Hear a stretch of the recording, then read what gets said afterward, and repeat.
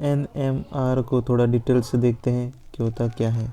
जब हम किसी चीज़ को, मान लो ये चीज़ है, ठीक है, इसमें इलेक्ट्रॉन भरे हुए हैं, ठीक है, इसको एक्सटर्नल मैग्नेटिक फील्ड प्रोवाइड करते हैं। ये हो गया एक्सटर्नल मैग्नेटिक फील्ड हो गया। तो मान लो इसका इलेक्ट्रॉन है, इसके अंदर है, उसका स्पिन भी या तो ये इसी की डायरेक्शन में हो जाए या फिर इसके अपोजिट डायरेक्शन में हो जाए। तो इस तरह की इस डायरेक्शन में हो जाए तो उसको बोला जाता है अल्फा स्पिन, ठीक है। और जो अपोजिट डायरेक्शन में हो जाए, जो एक्सटर्नल मैग्नेटिक फील्ड प्रोवाइड करवाया है उसके अपोजिट डायरेक्शन में हो जाए तो उसको बीटा स्पिन बोला जाता है। यानी कि एक्सटर्नल मैग्नेटिक फील्ड प्रोवाइड करने पर जो इसमें जो अलाइनमेंट होता है इसके अंदर, वो सेम डायरेक्शन में भी हो सकता है और अपोजिट भी हो सकता है। सेम वाले को अल्फा स्पिन बोला जाता है और अपोजिट वाले को बीटा स्पिन बोला जाता है। अब देखो, अल्फा की डायरेक्शन है जो एक्सटर्नल फील्ड के उसी की डायरेक्शन में, यानी कि अल्फा स्पिन है वो मोर स्टेबल है देन बीटा स्पिन। इफेक्ट है, याद रखना। अब देखो, जैसा हमें पता है जिसकी एनर्जी कम होती है वो ज़्यादा स्टेबल होता है, यानी कि अल्फा स्पिन की एनर्जी कम है। अगर बीटा में कुछ अल्फा को बीटा में चेंज करना है, यानी कि अपोजिट करना है, तो हमें कुछ एनर्जी देनी पड़ेगी, डेल्टा ई एनर्जी देनी पड़ेगी। और एनर्जी का फॉर्मूला होता है, हमें पता है, delta E equal to N H nu normally होता है, मतलब फ्रीक्वेंसी की ज़रूरत पड़ती है। यहाँ फ्रीक्वेंसी की बात हो रही है, तो उस फ्रीक्वेंसी का फॉर्मूला क्या होता है वो देखो। तो इस फ्रीक्वेंसी का फॉर्मूला होता है, फ्रीक्वेंसी हर्ट्ज में होती है, बराबर ये होता है, मान लो ये जी इंटू एच नॉट अपॉन 2 पाई, ठीक है। अब जी क्या चीज़ है, ये होता है गायरोस्कोपिक कांस्टेंट होता है। गायरोस्कोपिक नहीं होता है, गायरोमेट्रिक रेशियो होता है और ये कांस्टेंट होता है। ये कांस्टेंट है जिसको गायरोमेट्रिक रेशियो बोला जाता है।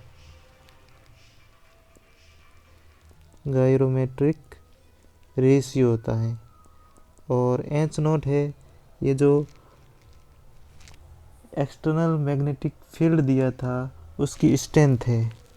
एक्सटर्नल मैग्नेटिक फील्ड दिया था उसकी क्या है, स्ट्रेंथ है, ठीक है। तो ये फॉर्मूला याद रखो।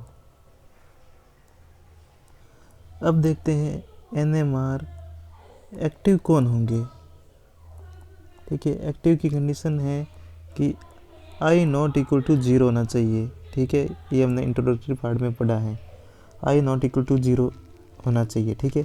अब I नॉट इक्वल टू 0 0 कब होगा, बस एक चीज़ याद रखो, बाकी I 0 होगा जब किसी भी एटम में प्रोटॉन और न्यूट्रॉन ये भी इवन हो और ये भी इवन हो, बाकी किसी केस में नहीं।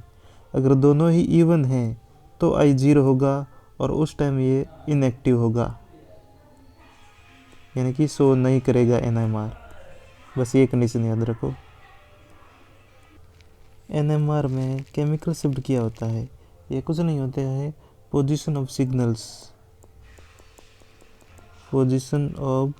सिग्नल्स जो हमें मिलता है, यानी कि स्पेक्ट्रम जो मिलता है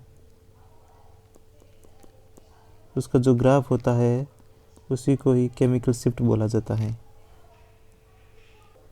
केमिकल शिफ्ट दिखाता क्या है, ये जो हमें NMR सिग्नल्स मिलते हैं उनके बीच में जो डिस्टेंस होती है उसको दर्शाता है ये केमिकल शिफ्ट। इसका जो सिंबल होता है वो डेल होता है और ये मापा जाता है पार्ट्स पर मिलियन में, ppm। और इसका मेजरमेंट करने के लिए हमें एक रेफरेंस लेना पड़ता है। रेफरेंस का रूप में हम TMS यूज लेते हैं। TMS का मतलब होता है टेट्रा मिथाइल सिलेम। इसका स्ट्रक्चर हो जाएगा सिलेम हो गया, Me मिथाइल और ये मिथाइल, यानी कि सिलिकॉन हो गया, सिलिकॉन के 4 मिथाइल जुड़े हुए हैं, टेट्रा मिथाइल सिलेम। मैं लिख देता हूँ, यहाँ लिखता हूँ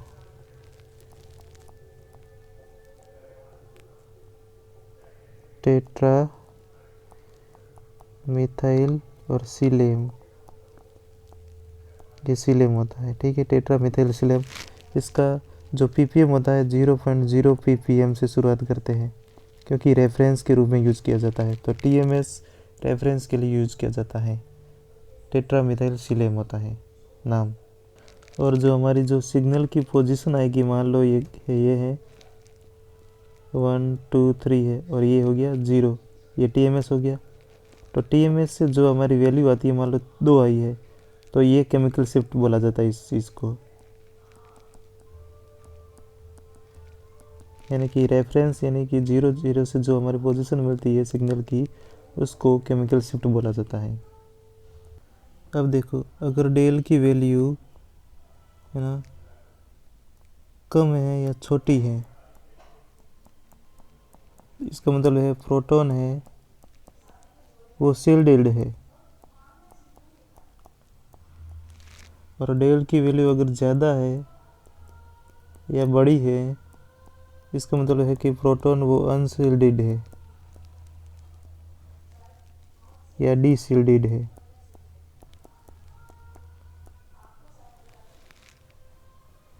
स्टार लगाओ इस पर। अब देखो, डेल कैलकुलेट करने का फॉर्मूला ये होता है observed shift in hertz upon frequency of spectrometer in hertz multiply 10⁶, ये होता है डेल। अब देखो, एक डेल स्केल होता है, ठीक है, ये इस तरीके से होता है। और यहाँ पर 0 1 2 3 4 5 6 7 8 9 10 तक होता है। ठीक है, और एक टाउ होता है, टाउ होता है 10 माइनस डेल, 10 माइनस डेल होता है, वो टाउ दे रखा होता है, ये भी इम्पोर्टेंट है। और ये जस्ट उल्टा चलता है, तो 10 हो जाएगा, 9 हो जाएगा, 8 7 6 5 4 3 2 1 0, ये टाउ हो गया, ये हो गया डेल। यहाँ पर डेल है या टाउ है। अब देखो, डेल वैल्यू को अफेक्ट कौन कर सकता है? डेल वैल्यू डायरेक्टली प्रोपोर्शनलिटी होता है minus I effect, inductive effect, ठीक है, या फिर इलेक्ट्रोनेगेटिविटी के भी डायरेक्टली प्रोपोर्शनल होता है, या फिर परसेंटेज ऑफ एक्स करेक्टर के भी होता है, हाइड्रोजन बॉन्ड के भी डायरेक्टली प्रोपोर्शनल होता है, ठीक है, पाई इलेक्ट्रॉन डेंसिटी के भी डायरेक्टली प्रोपोर्शनल होता है। अब परसेंटेज ऑफ एक्स करेक्टर क्या होता है? ये sp3 हाइब्रिडाइजेशन है, तो इसमें कितना 25% है s, और sp में कितना हो जाएगा 50% s है, तो यही है। तो sp में ज़्यादा होगा, यानी कि कार्बन ट्रिपल बॉन्ड कार्बन है, इसमें ये डेल वैल्यू ज़्यादा होगी। अब देखो, शील्डिंग और डील शील्डिंग इफेक्ट क्या होता है समझते हैं, या फिर शील्डिंग प्रोटॉन या डी शील्डिंग प्रोटॉन क्या होता है वो समझते हैं। ठीक है, ये हमारा प्रोटॉन है या फिर न्यूक्लियस बोल दो, जो भी है। अगर इस पर हम अप्लाइड मैग्नेटिक फील्ड या फिर एक्सटर्नल मैग्नेटिक फील्ड डेल्टा, ये जो H0 है वो अप्लाई करते हैं, ठीक है, तो इस केस में अगर जो इंड्यूस्ड मैग्नेटिक फील्ड यानी कि न्यूक्लियर या फिर प्रोटॉन का जो खुद का है, वो इसकी मतलब इसे रोक पाता है। अगर अप्लाइड वाला एक्सटर्नल के ऑपोजिट हो जाता है, तो ये जो प्रोटॉन है,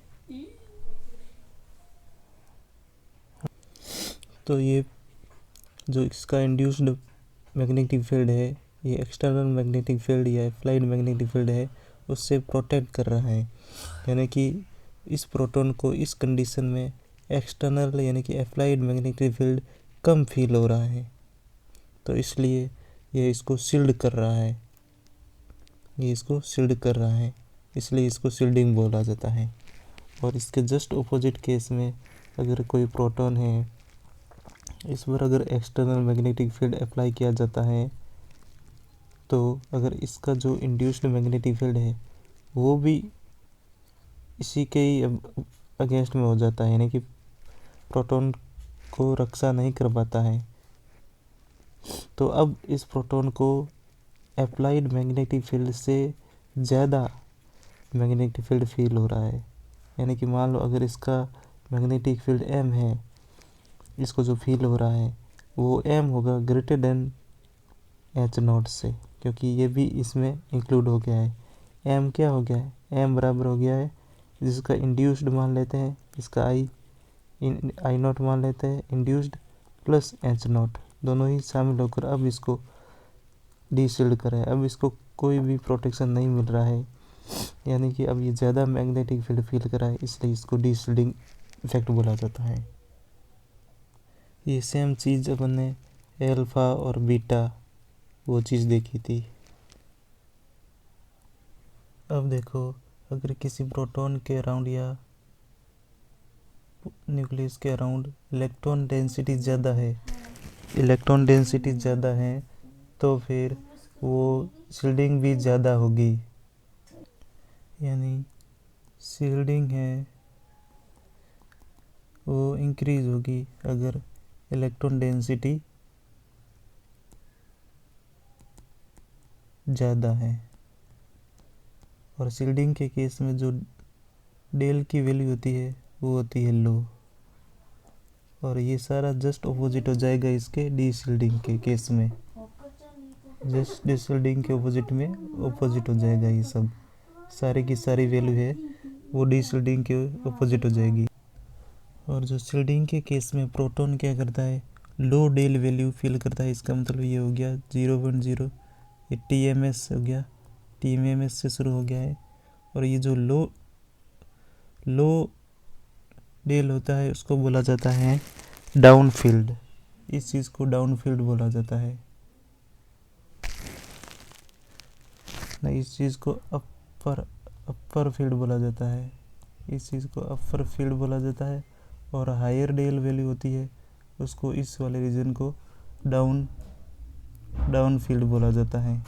ठीक है, डाउन फील्ड किस केस में होगा, डी शील्डिंग के केस में, डी से डाउन हो जाएगा, डी शील्डिंग के केस में डाउन फील्ड हो गया, और शील्डिंग के केस में अपर फील्ड हो गया, जो कि डेल वैल्यू कम होती है। लोअर डेल वैल्यू को अपर फील्ड बोला जाता है और हायर डेल वैल्यू को डाउन फील्ड बोला जाता है, जो डी शील्डिंग के केस में होता है।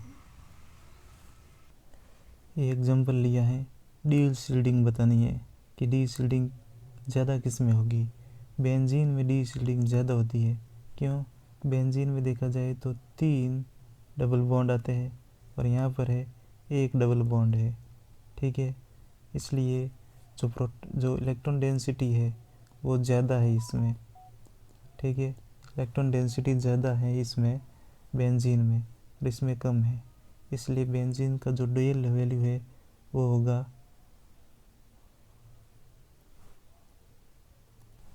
ज़्यादा होगा, जो लगभग 6 से 8.5 के मध्य होती है। और इसकी जो डेल वैल्यू होती है कम होती है, और वो लगभग होती है 4 से 4.5 तक के आसपास होती है। तो देख सकते हैं ज़्यादा डीशील्डेड कौन है, बेंजीन डीशील्डेड ज़्यादा है। अब देखो एल्डिहाइड लेते हैं, इसका जो प्रोटॉन होता है हाईली डीशील्डेड होता है, इसका जो प्रोटॉन होता है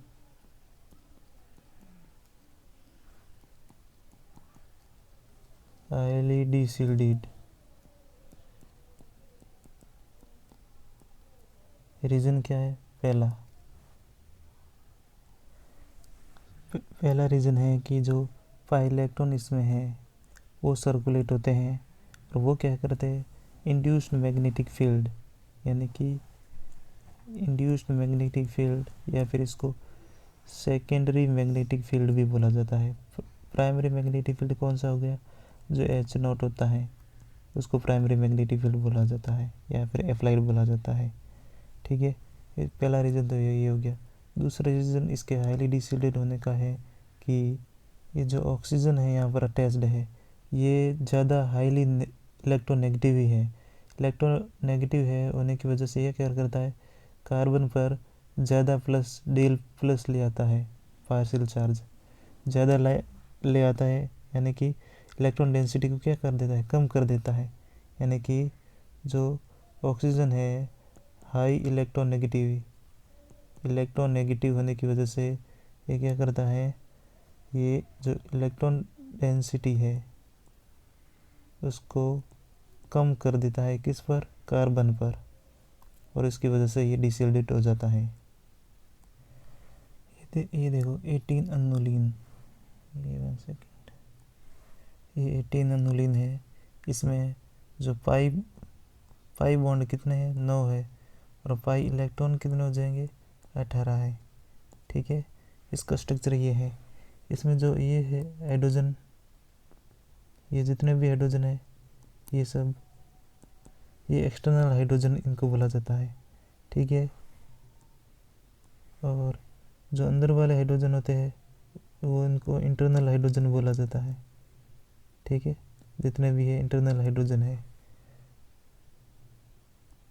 अब अगर हम इस पर एक एक्सटर्नल या अप्लाइड इलेक्ट्रिक मैग्नेटिक फील्ड लगाते हैं तो क्या होता है, जो एक्सटर्नल वाले हाइड्रोजन होते हैं ना, वो इंड्यूस्ड और एक्सटर्नल अप्लाइड दोनों के पैरामैग्नेटिक जोन में आ जाते हैं। पैरामैग्नेटिक जोन में आने की वजह से जो एक्सटर्नल प्रोटॉन है यह हाईली डिसिल्ड बन जाते हैं। ठीक है, हाईली डिसिल्ड बन जाते हैं। और जो इंटरनल हाइड्रोजन होते हैं या प्रोटॉन होते हैं, ये जब अप्लाइड मैग्नेटिक फील्ड लगाया जाता है तो ये वाले इंड्यूस्ड और अप्लाइड मैग्नेटिक फील्ड के डायामैग्नेटिक जोन में आ जाते हैं। डायामैग्नेटिक जोन में आने की वजह से ये क्या है कि हाईली शील्डेड होते हैं। ये होता है 18 अनुलीन के बारे में। अब लेते हैं एसिटिलीन। इस पर अगर जब एक्सटर्नल मैग्नेटिक फील्ड लगाया जाता है तो ये शील्डेड होता है। बस इतना याद रखो कि ये शील्डेड होता है। स्प्लिटिंग ऑफ सिग्नल देखते हैं कैसे होता है। मान लो ये एग्जांपल है CH3 CH2 और Br है। ठीक है, इसको, इस कार्बन को हम A नाम देते हैं, इसको हम B नाम देते हैं।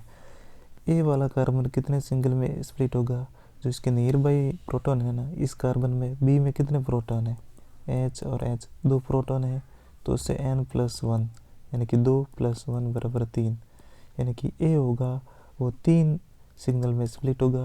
और बी कार्बन, बी का देखते हैं,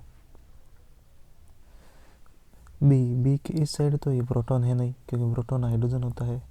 और इसमें कितने, इसके पड़ोसी में कितने प्रोटॉन हैं, 3 है, तो N+1 के हिसाब से 3 + 1 = 4, यानी कि बी वाला कार्बन है वो 4 सिग्नल्स देगा।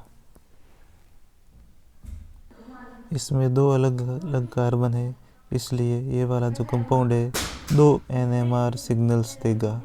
इस तरीके से NMR सिग्नल्स कैलकुलेट किए जाते हैं।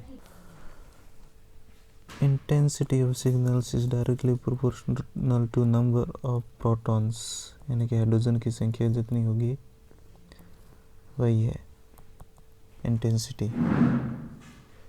एक क्वेश्चन देखो कैसे आता है एग्जाम में, काफ़ी इम्पोर्टेंट है, इससे कॉन्सेप्ट जो क्लियर हो जाएगा। ये CH3 लेते हैं, CH2 C double bond O और CH3। पहला क्वेश्चन है कि NMR सिग्नल्स कितने होंगे। देखो, एक कार्बन, बी कार्बन और सी कार्बन, जिस पर प्रोटॉन होते हैं वो इंक्लूड किया जाए, 3 है, तो NMR सिग्नल तो 3 आएंगे। अब ए है, ए कार्बन है, वो कितना सिग्नल स्प्लिट करेगा, इसका पड़ोसी कितना है, बी में N+1 लगाओ, कितना आ जाएगा 2 + 1 बराबर 3। 3 है तो इसको ट्रिपलेट बोला जाता है। ठीक है, अब बी का देखते हैं। बी का पड़ोसी क्या है? ए है। ठीक है, बी पर पड़ोसी क्या है? ए है। इसका हो जाएगा बी, इसका हो जाएगा ए पड़ोसी है।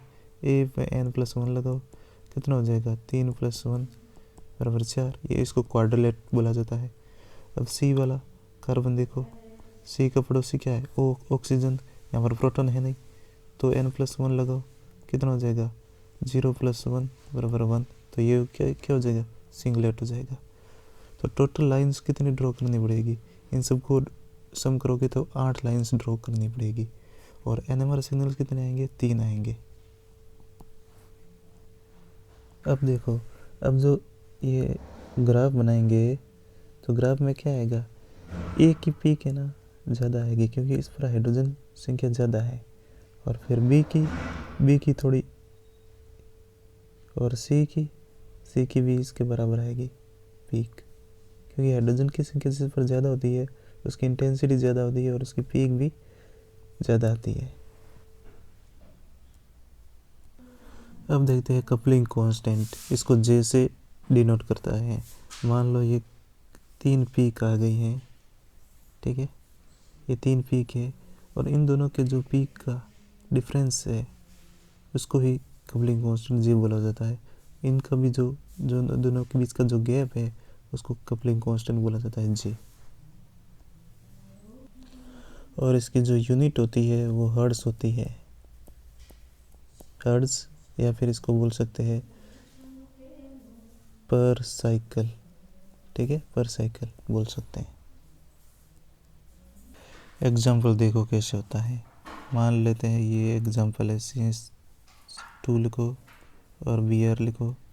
ये CH Br आएगा और यहाँ पर भी Br लिख लेते हैं। ठीक है, ये A कार्बन है, ये B कार्बन है। ठीक है, A कार्बन का जो सिग्नल आएगा वो B की वजह से आएगा। ठीक है, B की वजह से कितना आएगा? n+1, यानी कि कितना आएगा? 2 आएगा। ठीक है, यानी कि A कार्बन है वो 2 सिग्नल्स देगा। ठीक है, ए वाले जो प्रोटॉन है वो कितने पीक बनाएंगे? वो 2 पीक बनाएगा। और बी वाला प्रोटॉन है वो कितने पीक बनाएगा? बी वाला कितना बनाएगा? देखो, n+1 लगाओ, यानी कि 3 आ रहा है, तो ये 3 सिग्नल देगा।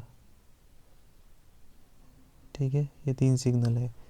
इनके जो बीच की डिस्टेंस है वो जे है, इनकी भी जे है, इसकी भी जे है, तो टोटल कितनी हो जाएगी? 2J। और ए वाला सिग्नल और बी वाला सिग्नल, इनमें जो जे वैल्यू है वो सेम होगी। और जे एक्सटर्नल मैग्नेटिक फील्ड पर डिपेंड नहीं करता है। वापस देख लो, जो ए है यानी कि CH2 प्रोटॉन है, उसका ग्राफ ये आएगा। उसका ग्राफ क्यों आएगा? क्योंकि ये बी की वजह से आएगा। और जो CH प्रोटॉन है इसका जो ग्राफ आएगा वो ये आएगा। ठीक है, CH प्रोटॉन की वजह से ग्राफ ये बनेगा, CH2 प्रोटॉन की वजह से ग्राफ ये बनेगा। अब देखते हैं टाइप्स ऑफ कपलिंग। पहला होता है जेमिनल कपलिंग। ये वो कपलिंग होता है, मान लो ये कार्बन है, एक ही कार्बन पर 2 हाइड्रोजन है, यानी कि 2 प्रोटॉन है सेम कार्बन पर, तो उसको जेमिनल बोला जाता है। और इसमें जो जे वैल्यू है, कपलिंग कांस्टेंट है, वो बॉन्ड एंगल पर डिपेंड करती है, बॉन्ड एंगल पर डिपेंड करती है। और जो जे है कपलिंग कांस्टेंट, ये डायरेक्टली प्रोपोर्शनल टू थीटा, यानी कि बॉन्ड एंगल के डायरेक्टली प्रोपोर्शनल होता है। ये स्टार लगाओ। और ये दो जो एटम है इनको जैम एटम बोला जाता है। और इनका जो कपलिंग निकालेंगे उसको जैम कपलिंग बोला जाएगा, जैम कपलिंग। और ये जो कपलिंग कांस्टेंट है वो इलेक्ट्रोनेगेटिविटी के भी डायरेक्टली प्रोपोर्शनल होता है। एग्जाम्पल्स देखो इनके। एग्जाम्पल्स हैं, पहला टाइप का एग्जांपल लेते हैं। ये CH4 लेते हैं, एक C11 CH और H ये लेते हैं। इसका हमें पता है बॉन्ड एंगल कितना है और इसका कितना होता है। sp3 है तो कितना हो जाएगा बॉन्ड एंगल, 109 डिग्री के आसपास है। इसका है sb है तो 180 डिग्री है। तो बताओ जे किसका ज़्यादा होगा। जे सी, इसको J1 देते हैं, इसको J2 ग्रेटर देन होगा J1 क्योंकि directly proportional to bond angle J इसका ज़्यादा है, इसका J2 ज़्यादा हो जाएगा। और एग्जांपल देखो, CH3F है और CH3Cl है। देखो J होता है डायरेक्टली प्रोपोर्शनल टू इलेक्ट्रोनेगेटिविटी, ठीक है। तो इलेक्ट्रोनेगेटिविटी किसकी ज़्यादा है, फ्लोरीन की ज़्यादा होती है। तो जो J इसका J1 है, इसका J2 है, तो J1 ग्रेटर देन J2। एक सेकेंड स्पीकर लगाना भूल गया था इसलिए वापस समझा रहा हूँ थोड़ा। J होता है वो कपलिंग कांस्टेंट जेमिनल वाला होता है, वो directly proportional to bond angle और डायरेक्टली प्रोपोर्शनल टू इलेक्ट्रोनेगेटिविटी, ठीक है। एग्जांपल देखो क्या मैं क्या कहना चाह रहा हूँ। एक CH4 लिया है, ठीक है, 1 और 2 लिया है CH ट्रिपल बॉन्ड CH, ठीक है। इसका बॉन्ड एंगल थीटा का लगभग कितना होता है, 109 डिग्री के आसपास होता है, ठीक है। और इसका थीटा होगा वो 180 डिग्री के आसपास होगा क्योंकि इसमें sp ये हाइब्रिडाइजेशन है, इसमें sp3 हाइब्रिडाइजेशन है। तो J1 का ज़्यादा होगा, J2 का ज़्यादा होगा, डायरेक्टली प्रोपोर्शनल है, इसका मतलब J2 ज़्यादा हो जाएगा J1 से। पहला एग्जांपल। अब इलेक्ट्रोनेगेटिविटी का एग्जांपल देखते हैं। CH3F है और CH3Cl है। इलेक्ट्रोनेगेटिविटी किसकी ज़्यादा है, फ्लोरीन की। तो J1 और J2 कौन ज़्यादा होगा बड़ा, J1 ज़्यादा बड़ा होगा। एक और एग्जांपल देखो, J होता है ट्रांस का ग्रेटर देन होता है, J होता है सिस से, और फिर सबसे कम होता है जेम का, जेमिनल वाला, ये ऑर्डर होता है, ठीक है। एग्जांपल लेते हैं, ठीक है। कार्बन डबल बॉन्ड कार्बन, ये H1 है, ये H2 है, ये H3 मान लेते हैं, ये H4 लेते हैं। अब ट्रांस का कौन सा हो जाएगा, एक सेकेंड, ट्रांस का एक तो ये हो जाएगा ट्रांस का और एक ये हो जाएगा। तो J ट्रांस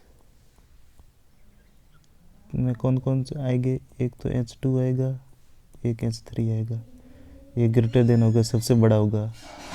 J सिस का देखते हैं, सिस कौन से हो जाएंगे, जो एक जैसे एक तरफ होते हैं, ठीक है। एक सेकेंड में ये जो ये वाला हाइड्रोजन है इसको हटा देता हूँ, इसकी जगह एक बेंजीन ग्रुप अटैच कर देता हूँ, ठीक है, ताकि हमें समझने में आसानी रहे, ठीक है। ये ग्रुप हो गया है। अब बताओ ट्रांस सिस का हो गया है, ट्रांस का देखो कैसे आएगा। ट्रांस सिस में कैसे होगा, सिस में कौन है, एक ये है, ये दोनों सिस में है। तो J सिस क्या आएगा, H1 आएगा और H3 आएगा, ठीक है। अब जेम वाला कौन सा हो जाएगा, जेम का मतलब होता है एक ही कार्बन पर 2 हाइड्रोजन अटैच होना चाहिए, तो ये वाला और ये वाला, ये जेम हो जाएगा। तो सबसे लास्ट में जेम कौन सा हो जाएगा, H1 एंड H2, ये जेम है, सबसे कम इनका हो जाएगा। तो पहला हो गया जेमिनल। दूसरा बढ़ते हैं विसिनल कपलिंग, ठीक है। उसको हम बनाते हैं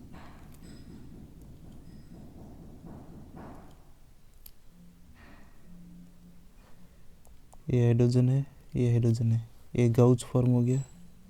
गाउच फॉर्म में ये एंगल लगभग कितना होता है, 60 डिग्री होता है। और हम एक एंटी बना देते हैं,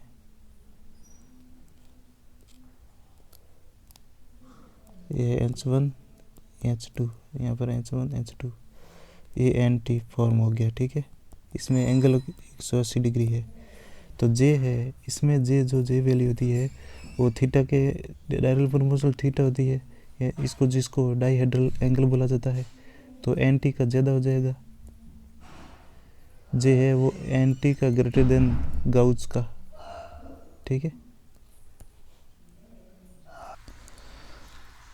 अब देखते हैं 1H NMR spectra of active hydrogen compounds. अब एक्टिव हाइड्रोजन कंपाउंड्स क्या होते हैं, एग्जांपल लेते हैं CH3 CH2OH।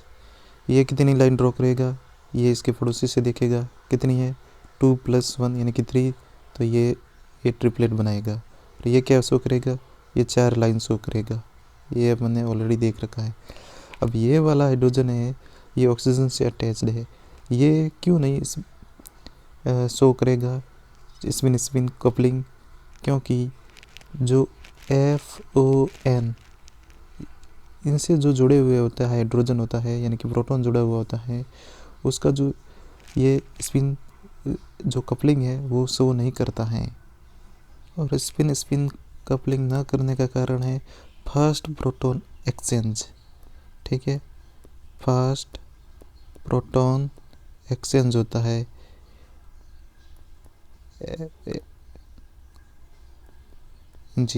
जब फोन से अटैच्ड हाइड्रोजन होता है तो, ठीक है। और ये अगर फिर भी निकाले तो N+1, N कितना हो जाए 0, तो ये हमेशा ही ऐसे सिंगलेट बनाते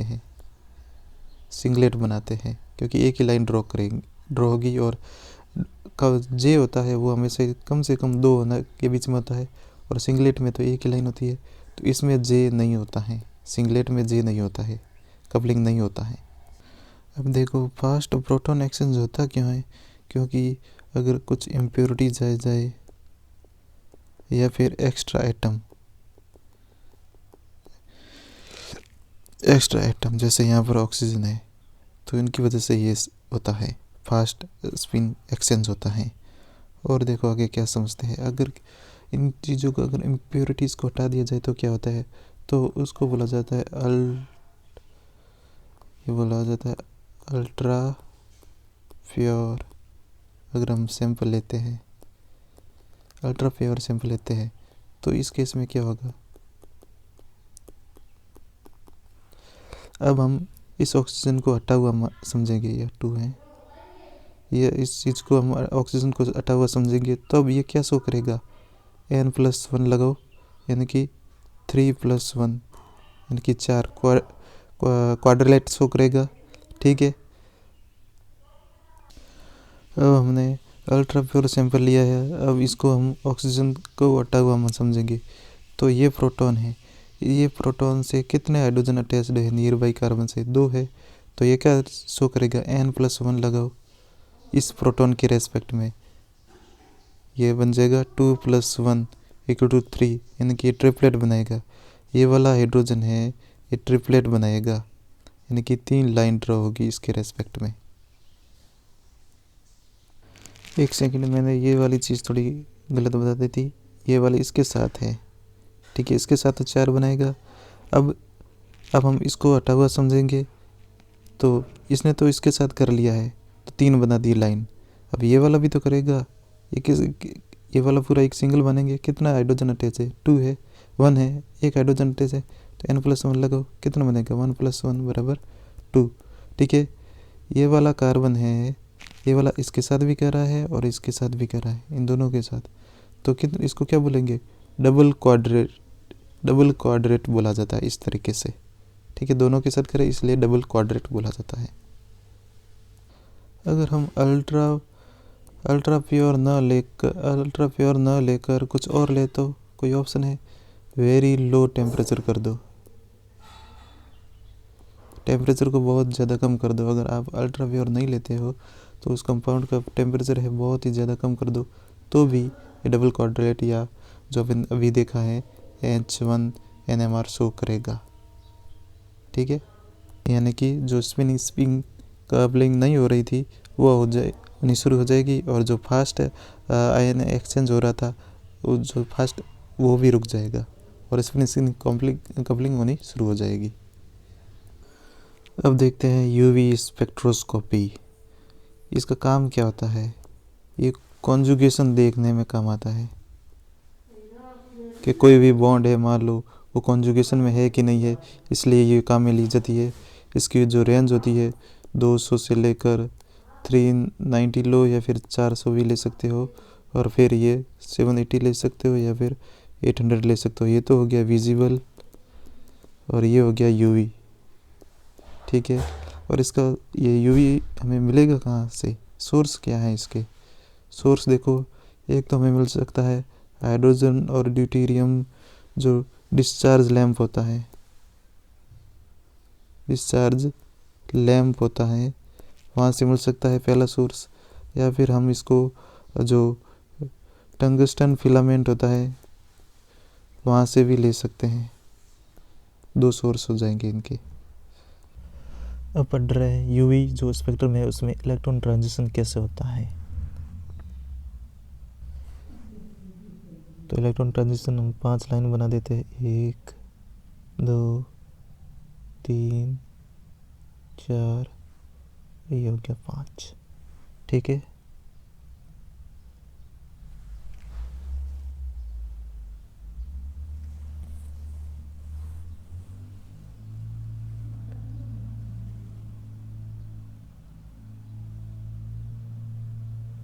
अब देखो इनका नाम, ये हो गया सिग्मा, ठीक है। तो ये लास्ट वाला सिग्मा स्टार, ठीक है। बीच में याद करने की ट्रिक भी है, ये शुरुआत वाला तो लास्ट वाला। अब ये वाला पाई लेंगे तो सेकंड लास्ट वाला पाई स्टार, ठीक है। और ये लघु एन नॉन बॉन्डिंग। अब इनके नाम बता देता हूँ। ये जो स्टार वाले हैं ये तो हो गया एंटी बॉन्डिंग में,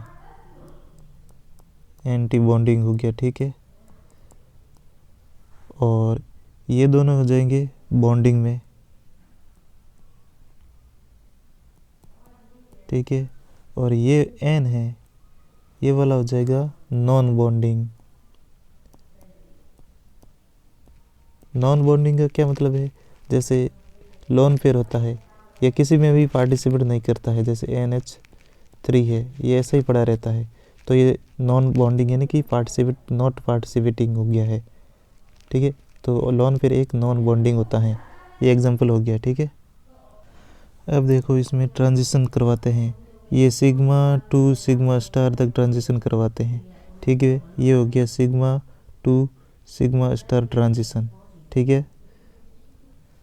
अब देखते हैं, पहले हमने सिग्मा टू सिग्मा लिखा था, अब pi to pi star transition करवाते हैं, ठीक है। अब करवाते हैं N to sigma star transition हो गया है ये। अब करवाते हैं N to pi star transition, ठीक है। अब एनर्जी किस में ज़्यादा चाहिए होती है वो देखते हैं, यानी कि जिसमें ज़्यादा एनर्जी चाहिए होगी वो मुश्किल से होगा। तो सबसे ज़्यादा तो पाई टू पाई स्टार में चाहिए, नहीं मैंने गलत बोली है, सिग्मा टू सिग्मा स्टार में चाहिए। उसके बाद चाहिए सिग्मा टू, मैं लिख लेता हूँ ऑर्डर, ये सिग्मा टू सिग्मा स्टार में सबसे ज़्यादा चाहिए। उसके बाद एन टू सिग्मा जो स्टार है उसमें चाहिए होता है, ठीक है। सिग्मा वाले पहले आएंगे, अब आएगा पाई टू पाई स्टार में आ जाएगा, एनर्जी चाहिए, ठीक है। और लास्ट में एन टू पाई स्टार चाहिए। ये हो गया एनर्जी ऑर्डर, ठीक है। मैं लिख लेता हूँ एनर्जी ऑर्डर, काफ़ी इम्पोर्टेंट है, बहुत बार एग्जाम में पूछा जाता है। यहाँ पर स्टार लगाओ, बहुत ज़्यादा इम्पोर्टेंट है, ये क्वेश्चन आएगा ही आएगा। सिग्मा टू सिग्मा स्टार सबसे ज़्यादा, फिर एन टू पाई होता है, N to sigma star, sigma वाले पहले, फिर बाद में पाई वाले, फिर पाई टू पाई स्टार। मतलब याद करने के लिए देखो ट्रिक बता देता हूँ कैसे होगा। ट्रिक देखो, पहले अपन सिग्मा टू सिग्मा स्टार करते हैं, ठीक है, यहाँ पर लिख दो। फिर यहाँ पर लिखो पाई टू पाई स्टार, एक जैसे लिख दिए हैं। और अब बनाओ, जाना सिग्मा में ही है, एन टू सिग्मा स्टार जाओ, ठीक है। अब बनाओ एन टू पाई स्टार में जाओ, ये हो गया एनर्जी ऑर्डर। अब देखो होगा किस में, सिग्मा टू सिग्मा स्टार होगा किस में? सिग्मा का मतलब है सिग्मा बॉन्ड, ठीक है, ये सिग्मा बॉन्ड है। यानी कि सैचुरेटेड होते हैं, उसमें सिग्मा बॉन्ड होता है, ठीक है। जैसे एग्जांपल हो गया CH3, इसमें सारे सिग्मा बॉन्ड है। ये हो गया एथेन, इसमें भी सिग्मा बॉन्ड है, तो ये सारे सिग्मा बॉन्ड है। तो इन कंपाउंड्स में ये सिग्मा 2 सिग्मा स्टार होता है। अब देखिए, अब N2 सिग्मा स्टार, N का क्या मतलब है? नॉन बॉन्डिंग मतलब लोन पेयर हो एक में, और साथ में क्या हो, सिग्मा बॉन्ड हो, उन ये वाले हो जाएंगे इसमें। एग्जांपल देखो, ये हो गया CH3 और OH, ये तो हो गया सिग्मा बॉन्ड, और ये हो गया लोन पेयर, यानी कि N हो गया। तो ये एग्जांपल हो गया इसका। अब देखो, पाई टू पाई स्टार कौन शो करेगा? जिनमें पाई बॉन्ड होते हैं, ठीक है। पाई बॉन्ड जैसे ये हो गया एथीन, ये शो करेगा, ये भी शो करेगा। एक और लास्ट रह गया है N2 पाई स्टार, यानी कि जिसमें लोन पेयर भी हो प्लस पाई बॉन्ड भी हो। जैसे एग्जांपल हो गया ये कार्बोनिल, ऑक्सीजन के पास लोन पेयर भी है और पाई बॉन्ड भी है, तो ये वाला इसका एग्जांपल हो जाएगा। अब देखो, इलेक्ट्रॉन ट्रांजिशन तो हो गया है। अब allowed transition and forbidden transition पढ़ते हैं। अलाउड ट्रांजिशन क्या होता है और फॉरबिडन ट्रांजिशन, जिसमें ये एप्सिलॉन मैक्सिमम होता है या फिर ज़्यादा होता है। एप्सिलॉन का मतलब है एब्जॉर्बेंस, जो एब्जॉर्बेंस होता है, जो यूवी रेडिएशन को जो एब्जॉर्ब करता है उसको, ठीक है। स्पेक्ट्रा होता है, उसको एब्जॉर्बेंस जिसकी ज़्यादा होगी, जैसे इसमें एप्सिलॉन की जो वैल्यू है 10⁴ से ज़्यादा है, तो वो अलाउड होगा। और फॉरबिडन कब होगा? जब इसकी वैल्यू 10 से 100 के बीच में वेरी करेगी, ठीक है।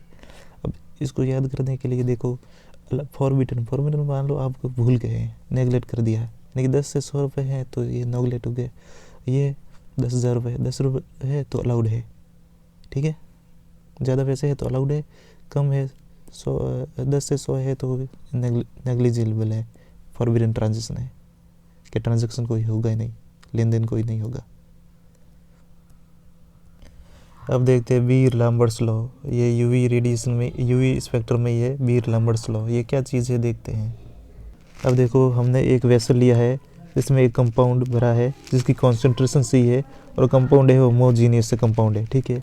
और इसकी जो वेसल है उसकी थिकनेस से X है।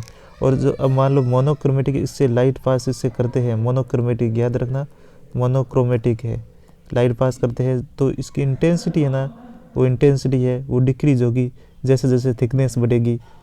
और इसका फॉर्मूला क्या हो जाएगा? अब देखते हैं, डिक्रीज हो रही है तो del I upon del with respect to X है जो इसकी है, वो डायरेक्टली प्रोपोर्शनल टू हो जाएगी इंटेंसिटी इनटू कंसंट्रेशन। ये बनता है फॉर्मूला।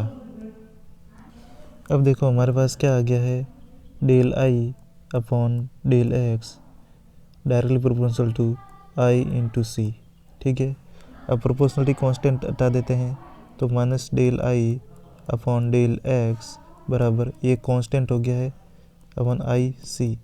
अब इसको नीचे लेकर जाते हैं, इंटीग्रेशन कर देते हैं, तो क्या आएगा, minus of del I upon I equal to KC into DX, ठीक है। अब इसका इंटीग्रेशन कर देते हैं, ठीक है। आई नॉट,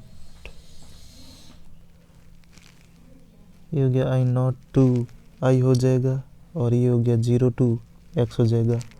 अब इनको सोल्व करते हैं यहाँ पर, तो इंटीग्रेशन लेने पर ln आ जाएगा, ln I upon I not, ठीक है, इक्वल टू KCX आ गया है। अब माइनस को चिन्ह को हटाओगे तो ln हो जाएगा, ये उल्टा हो जाएगा, I naught upon I equal to KCX। ये हमेशा याद रखो फॉर्मूला, स्टार लगाओ। इसको अगर लॉग में लेना है तो 2.303 से मल्टीप्लाई करो, और ये लॉग ले लो, I naught upon I equal to KCX।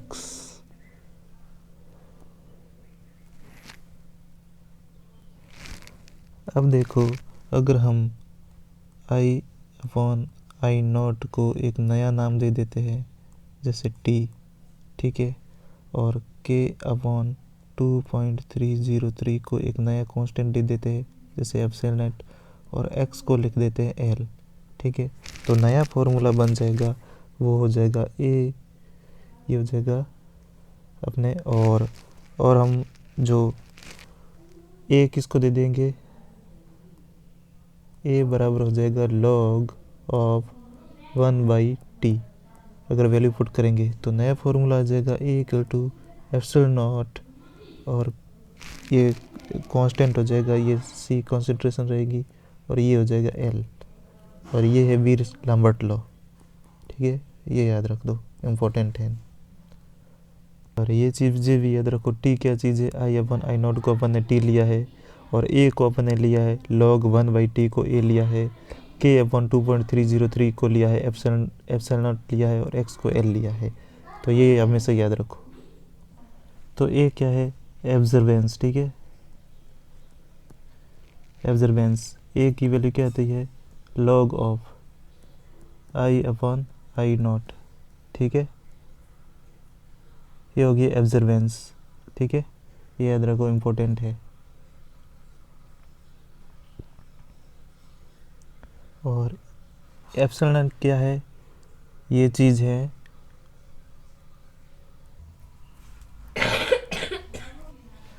और एप्सिलॉन क्या चीज़ है, ये molar extension coefficient, molar extension coefficient हो जाएगा, क्योंकि कोफिशिएंट, और जिसकी यूनिट है कभी कभार पूछ ली जाती है, तो ये जगह लीटर, ठीक है, अपॉन मोल अपॉन सेंटीमीटर, काफ़ी इम्पोर्टेंट है। अब देखो, इस लॉ जो बीर-लैम्बर्ट लॉ है, इसकी लिमिटेशन है। पहली लिमिटेशन होगी कि सॉल्यूशन है वो डाइल्यूट सॉल्यूशन होना चाहिए, यानी कि कॉन्सेंट्रेटेड नहीं होना चाहिए, डाइल्यूट सॉल्यूशन होना चाहिए। दूसरी कंडीशन है कि टेम्परेचर है वो कांस्टेंट होना चाहिए, यानी कि वेरिएबल टेम्परेचर नहीं होना चाहिए। तीसरी कंडीशन है कि जब हम एक्सपेरिमेंट करते टाइम कोई भी रिएक्शन नहीं होनी चाहिए, ठीक है, no reaction during the experiment. अब देखते हैं इस लॉ के एप्लीकेशन क्या है। पहला एप्लीकेशन फार्मूला क्या होता है, Cl, ठीक है, ये क्या सी है, कॉन्सेंट्रेशन है।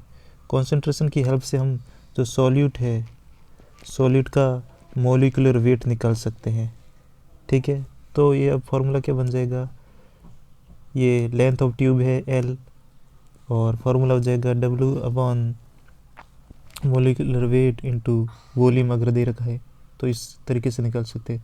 दूसरा क्या निकाल सकते हैं, कॉन्सेंट्रेशन निकाल सकते हैं।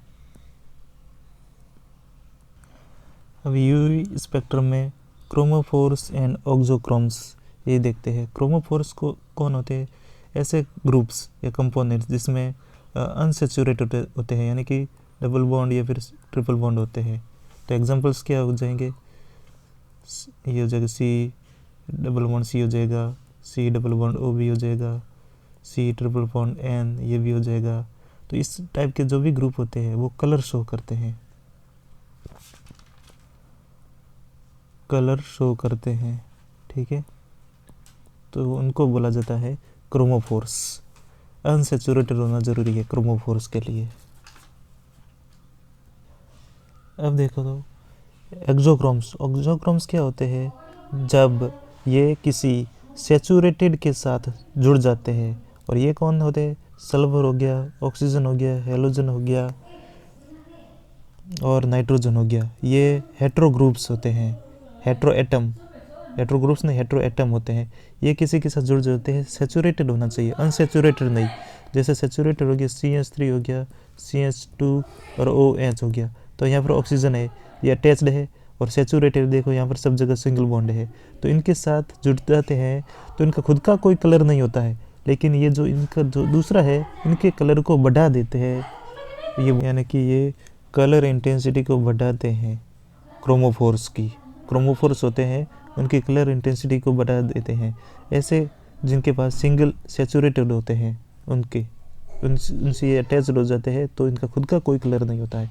सल्फर, ऑक्सीजन, ये हेलोजन, ये नाइट्रोजन है, इनका खुद का ये ऑक्सोक्रोम है, इनका खुद का कोई कलर नहीं होता है। लेकिन ये कलर इंटेंसिटी जिसके साथ अटैच होते हैं सैचुरेटेड के साथ, उनकी कलर इंटेंसिटी बढ़ा देते हैं। अब इनके ऊपर जो क्वेश्चन है देखो एग्जाम्पल के साथ।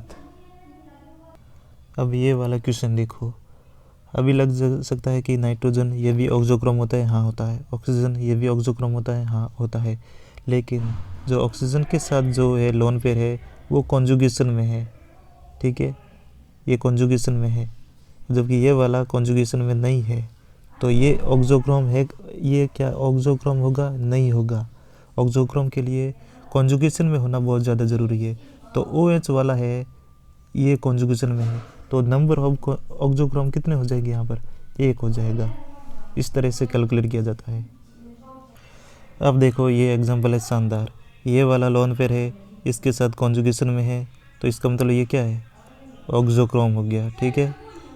अब ये वाला लोन पेयर देखो, इनके साथ कॉन्जुगेशन में है, ठीक है, तो ये भी क्या हो गया? ऑक्सोक्रोम हो गया, ठीक है। अब ये वाला, अब एक और क्वेश्चन है इसमें। अब ये वाला डबल बॉन्ड देखो, ये वाला इसके साथ कॉन्जुगेशन में है ऐसे, तो ये वाला क्या हो जाएगा? डबल बॉन्ड आता है, वो क्या होते हैं? वो होते हैं क्रोमोफोर्स। यानी इसमें टोटल क्या है? 2 ऑक्सो हो गए और 1 हो जाएगा क्रोमोफोर्स। इस तरह से निकाला जाता है। अब इसमें देखो, ये डबल बॉन्ड है, ठीक है, ये डबल बॉन्ड है, ठीक है, ये डबल बॉन्ड है, तो ये तो तीनों क्या हो जाएंगे? क्रोमोफोर्स हो जाएंगे, ठीक है। ये तो क्रोमोफोर्स, क्या ये कॉन्जुगेशन में है? ये नहीं है कॉन्जुगेशन में, तो ये ऑक्सो नहीं है, ठीक है। तो इसमें तो केवल क्रोमोफोर्स ही है। अब यूवी स्पेक्ट्रम क्या होता है? ये स्पेक्ट्रम आता है एब्जॉर्बेंस और लैम्डा के बीच में, उसको यूवी स्पेक्ट्रम बोला जाता है। यानी कि लैम्डा और ए के बीच में जो ग्राफ आता है, पैटर्न आता है, उसको यूवी स्पेक्ट्रम बोला जाता है। तो पूछा जा सकता है ए और किसके बीच में जो ग्राफ आता है वो यूवी स्पेक्ट्रम बोला जाता है, तो ए और लैम्डा के बीच में। अब देखो ये जो ग्राफ आता है कैसे आता है? ये इस टाइप से ग्राफ आता है, ये हो गया लैम्डा और ये हो गया एब्जॉर्बेंस। अब देखो अगर हम लैम्डा इंक्रीज करते हैं, ये जो पीक आया है, पीक लैम्डा इंक्रीज करने पर इधर राइट साइड शिफ्ट होते हैं, तो इसको बोला जाता है रेड शिफ्ट। यानी कि लैम्डा इंक्रीज करने पर जो शिफ्ट आता है उसको रेड शिफ्ट बोला जाता है। ये होता है बेथोक्रोमिक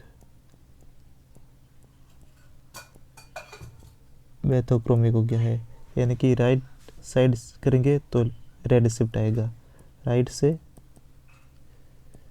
हो गया है रेड शिफ्ट, ये याद रह जाएगा। और अगर हम यानी कि लैम्डा कम करें, यानी कि लेफ्ट साइड जाए, तो ये कहलाता है ब्लू शिफ्ट बोला जाता है इस चीज़ को।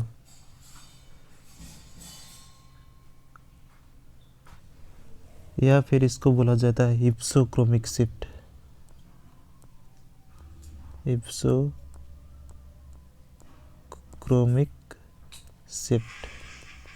ठीक है।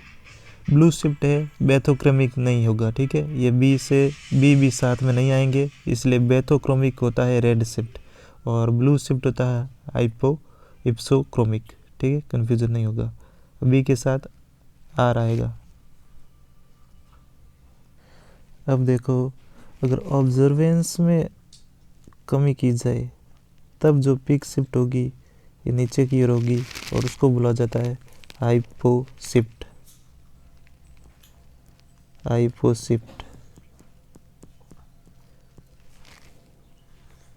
और अगर ऑब्जर्वेंस है उसको इंक्रीज कर दिया जाए तब शिफ्ट होगी ऊपर, तो ऊपर को बोला जाता है, ऊपर आ रहा है, अपर आ रहा है, अपर को बोला जाता है हाइपर शिफ्ट, ठीक है। हाइपर तो अपर PPR अपर, तो हाइपर, ठीक है। हाइपो तो डाउन, हिप्सो ये हो जाएगा लेफ़्ट शिफ्ट या फिर ब्लू शिफ्ट, और बेथोक्रोमिक रेड शिफ्ट या राइट शिफ्ट। अब देखो ये होता है विबग्योर, ठीक है।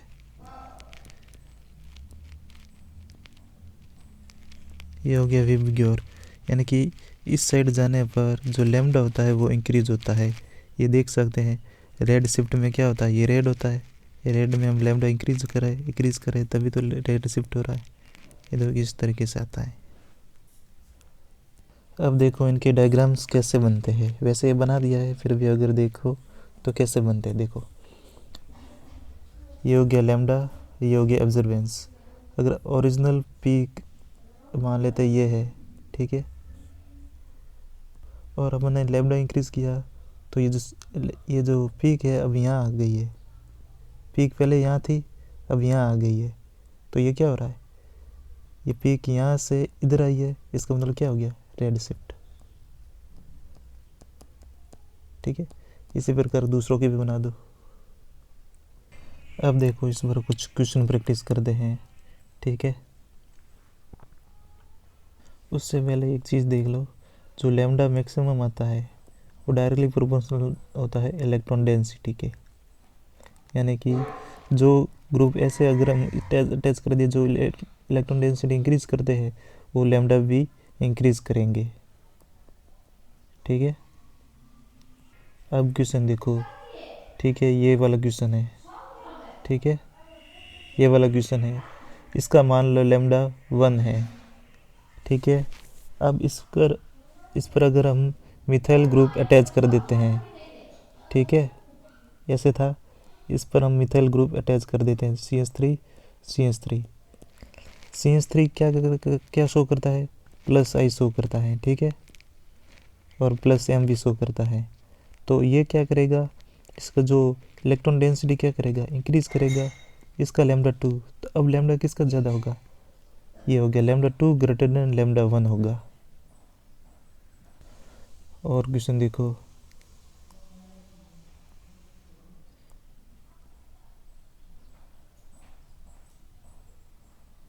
एक ये है, इसका लैम्डा 1 है, और अब हम इस पर कुछ ग्रुप अटैच कर देते हैं इसी पर।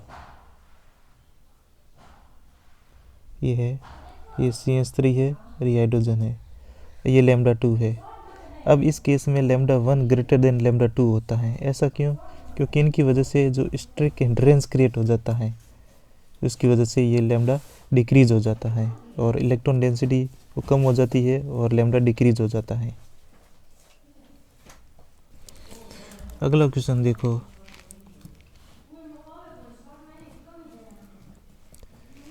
ठीक है, ये है और मिथाइल ग्रुप यहाँ पर अटैच्ड है और इसका लैम्डा 1 है।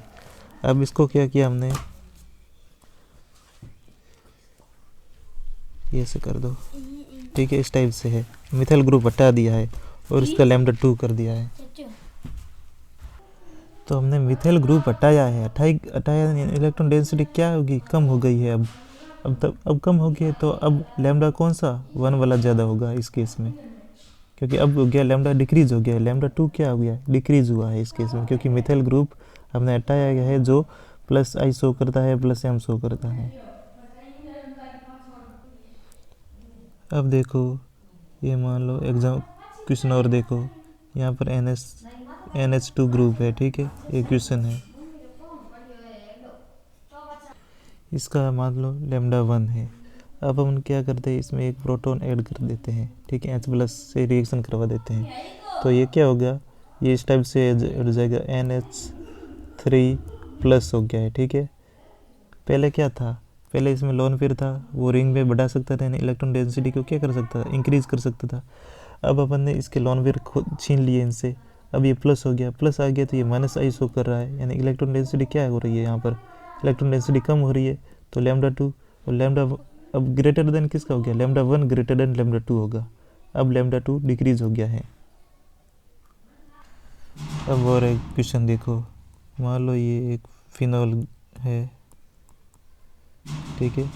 अब इससे क्या करते हैं, OH- से रिएक्शन करवाते हैं, तो क्या हो जाएगा, अब O- आ गया है। अब लैम्डा 1 है, ये लैम्डा 2 है। यहाँ पर लोन पेयर था, यहाँ पर माइनस चिन्ह है, तो प्लस आर ज़्यादा शो कौन करेगा, ये करेगा, ये ज़्यादा इजीली इस पर इलेक्ट्रॉन डेंसिटी इंक्रीज करेगा। तो लैम्डा 2 क्या होगा, इस टाइम लैम्डा 1 से ज़्यादा होगा। अब देखो फ़र्क क्या पड़ेगा इन शिफ्ट पर या यूवी स्पेक्ट्रम या शिफ्ट पर क्या फ़र्क पड़ेगा अगर हम सॉल्वेंट चेंज करते हैं। ठीक है, सॉल्वेंट से क्या फ़र्क पड़ेगा, देखो लैम्डा मैक्सिमम है, उस पर क्या फ़र्क पड़ेगा, ये इन्वर्सली प्रोपोर्शनल हो जाएगी पोलैरिटी ऑफ सॉल्वेंट। ठीक है, इसका मतलब है अगर हम हाई पोलर सॉल्वेंट लेते हैं, ठीक है, ये लिया हाई पोलर सॉल्वेंट लेते हैं, तो लैम्डा मैक्स क्या हो जाएगा, ये डिक्रीज होगा। और लो पोलर या फिर नॉन पोलर सॉल्वेंट लेते हैं तो लैम्डा की मैक्स क्या हो जाएगा, इंक्रीज हो जाएगा। इस टाइप से चलता है। एग्जाम्पल देखना चाहते हो, देखो अब ये जो दोनों कॉन्सेप्ट बताए हैं ये सबके लिए नहीं है, इसकी कंडीशन है।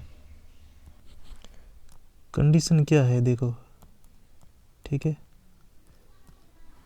ट्रांजिशन किस में हो रहा है, एन से अगर सिग्मा स्टार हो रहा है या फिर एन से पाई स्टार में हो रहा है। इन दोनों केस में अगर लैम्डा क्या होता है, लैम्डा मैक्सिमम होता है, वो इनवर्सली प्रोपोर्शनल टू पोलैरिटी हो जाएगा ऑफ सॉल्वेंट। ठीक है, और सिग्मा स्टार के केस में या फिर पाई और पाई स्टार के केस में इसमें क्या होता है, इस केस में हो जाएगा लैम्डा मैक्सिमम है वो डायरेक्टली प्रोपोर्शनल टू पोलैरिटी हो जाएगा। मैं कहना क्या चाह रहा हूँ वो समझो, कहने का मतलब है, ठीक है, देखो समझो, पहले इसको आप अभी भूल जाओ, ये क्या चीज़ है, मैंने कुछ नहीं लिखा, भूल जाओ। अगर इस प्रकार का ट्रांजिशन है एन से पाई स्टार या फिर एन से पाई स्टार, मतलब एन जिसमें एन इन्वॉल्व होता है, अगर उस केस में अगर हम सॉल्वेंट की पोलैरिटी को इंक्रीज करते हैं तो ये जो शिफ्ट होगा वो शिफ्ट होगा लेफ्ट शिफ्ट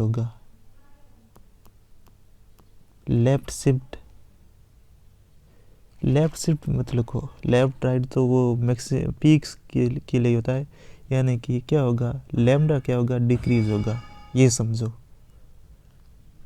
ठीक है, यानी कि शिफ्ट किस तरफ होगा, लोअर वेवलेंथ की तरफ शिफ्ट होगा। और अगर हम इस टाइप का लेते हैं और उसकी पोलैरिटी इंक्रीज करते हैं तो इसमें जो शिफ्ट होगा वो लैम्डा ज़्यादा होगा, उसकी तरफ शिफ्ट होगा, यानी कि इस साइड शिफ्ट होगा। और इसके केस में अगर हम पोलैरिटी इंक्रीज करेंगे तो शिफ्ट इधर इस साइड होगा, और इस केस में अगर हम पोलैरिटी इंक्रीज करेंगे तो शिफ्ट होगा इस साइड से। ये केस था। एग्जाम्पल देखो, ये हम एसीटोन लेते हैं, ठीक है, एसीटोन में N2 पाई स्टार ट्रांजिशन होता है, यानी कि फर्स्ट वाली कंडीशन है। ठीक है, N2 पाई स्टार ट्रांजिशन होता है। अब इसमें अपन क्या लेते हैं, दो चीज़ लेते हैं, एक H2O, ये क्या हो गया, पोलर है। ठीक है, अब इसको क्या किया, अब इसके साथ कुछ भी ले लो, और फिर ये ले लिया हेक्सेन सॉल्वेंट लिया है, यहाँ पर पोलर H2O लिया है। ठीक है, अगर हम अब क्या करते हैं, N2 पाई स्टार है, N वाला है, N वाले में पोलैरिटी क्या करते हैं, अगर बढ़ा देते हैं, एक सेकेंड वापस करता हूँ, एक मिनट, यहाँ पर लेते हैं हेक्सेन, क्योंकि पोलैरिटी बढ़ा नहीं है ना, ये सॉल्वेंट है और ये पोलर हो गया। ठीक है, H2O, ये क्या है, नॉन पोलर है। अब देखो इसका जो लैम्डा आया, मान लो लैम्डा 1 है और इसका आया लैम्डा 2 हुआ। पहले हमने सॉल्वेंट लिया था हेक्सेन जो नॉन पोलर था, अब सॉल्वेंट लेते हैं H2O, यानी कि पोलैरिटी क्या होगी इस केस में, पोलैरिटी अपन क्या कर रहे हैं, पोलैरिटी को अपन इंक्रीज़ कर रहे हैं, ठीक है। इंक्रीज़ करने पर इस प्रकार का ट्रांजिशन होता है, तो क्या होता है, लैम्डा कम होता है, यानी कि λ1 ग्रेटर देन λ2। यानी कि अगर हम पोलैरिटी इंक्रीज़ करेंगे, पहले हेक्सेन था सॉल्वेंट, अब H2O उसके बदले H2O लेंगे तो लैम्डा क्या हो जाएगा, कम हो जाएगा, यानी कि λ2 है वो कम हो जाएगी λ1 से। तो ये तो था सॉल्वेंट से क्या फ़र्क पड़ता था। अब अगर हाइड्रोजन बॉन्डिंग है उससे क्या फ़र्क पड़ेगा, ठीक है। हाइड्रोजन बॉन्डिंग भी दो प्रकार की होता है, एक होता है इंट्रा, ठीक है, एक होता है इंटर, ठीक है। इंट्रा, अगर हम इंट्रा बॉन्डिंग होती है तो लैम्डा पर नो इफेक्ट, ठीक है, लैम्डा पर कोई फ़र्क नहीं पड़ेगा और कोई शिफ्ट नहीं होगा, ठीक है, लैम्डा पर कोई फ़र्क नहीं पड़ेगा। और इंटर वाले में क्या होगा, लैम्डा यानी इंक्रीज़ होगा, यानी कि रेड शिफ्ट होगा। ये फ़र्क है, इम्पोर्टेंट है, क्वेश्चन पूछा जा सकता है। अब हम देखते हैं कि हमने सीखा क्या है। यूवी स्पेक्ट्रोस्कोपी से अपन क्या कर सकते हैं, एक तो सॉल्वेंट का पता कर सकते हैं, सॉल्वेंट कैसा है, और दूसरा है कि हाइड्रोजन बॉन्डिंग है कि नहीं है, ये भी पता कर सकते हैं कि इंटरमोलिकुलर है इंट्रामोलिकुलर है, इन दोनों का पता कर सकते हैं। तो ये पूछा जा सकता है कि इसके एप्लीकेशन क्या है, सॉल्वेंट का पता कर सकते हैं, हाँ यूवी स्पेक्ट्रोस्कोपी से हम सॉल्वेंट का पता कर सकते हैं कैसा है, पोलर है, नॉन पोलर है, ठीक है, और हाइड्रोजन बॉन्ड का भी पता कर सकते हैं।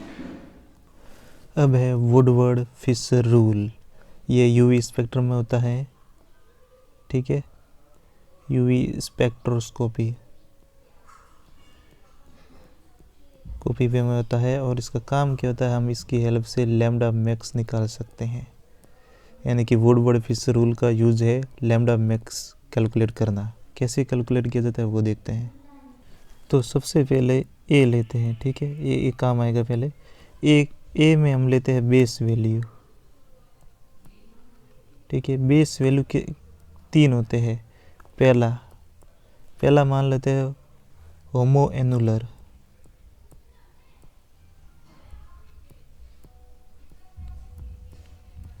होमो एनुलर का क्या मतलब है, देखो, होमो एनुलर का मतलब है कि ये अपने एग्जांपल लिया है, अगर दोनों बॉन्ड एक साइड है यानी कि, तो ये हो गया सिस, तो सिस बोला जाता है होमो एनुलर। एग्जांपल देख सकते हो, मान लो ये लिया है, एक ये लिया है, ठीक है।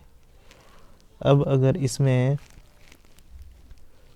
बॉन्ड लगा देते हैं, एक यहाँ लगाया है और एक मैंने यहाँ लगा दिया है, तो ये क्या हो गया, होमो एनुलर है। और इस केस में जो इसका लैम्डा होता है वो होता है 253 नैनोमीटर, ये लैम्डा 1 हो गया है, ठीक है। होमो एनुलर है, लैम्डा 1 के 253। होमो एनुलर के कैसे कैलकुलेट किया जाता है, ये सिस से कैलकुलेट किया जाता है, ठीक है। अब दूसरा क्या है, हेट्रो एनुलर।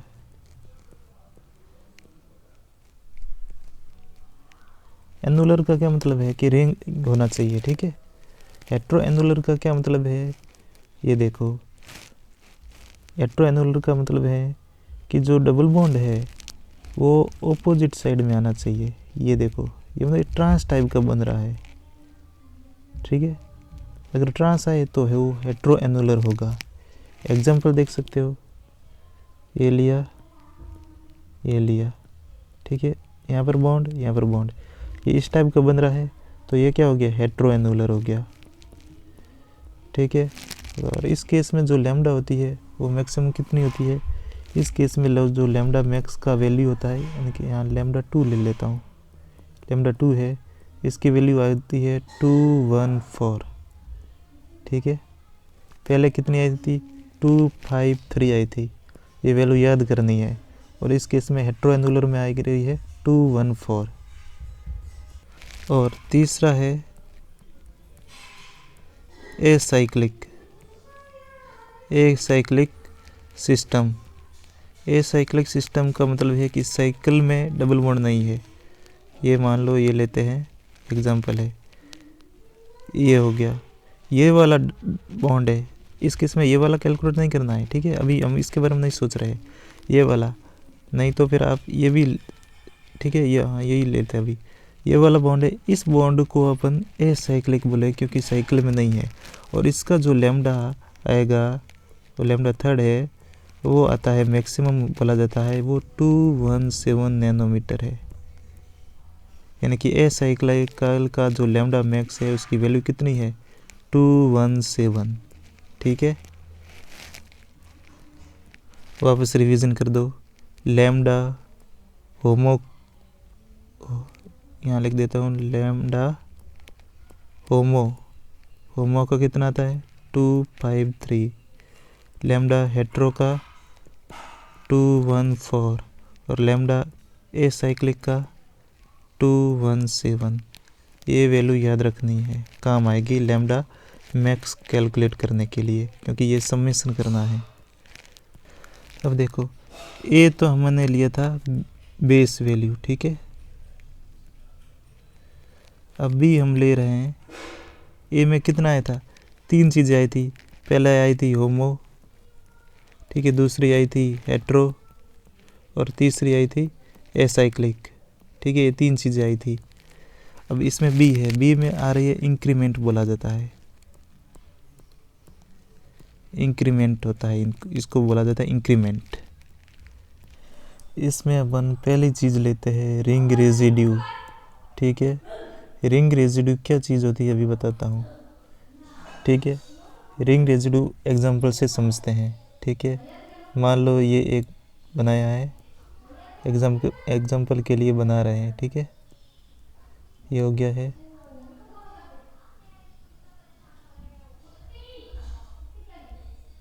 ठीक है, ये बना रहा है और यहाँ पर ये बॉन्ड है, ये बॉन्ड है।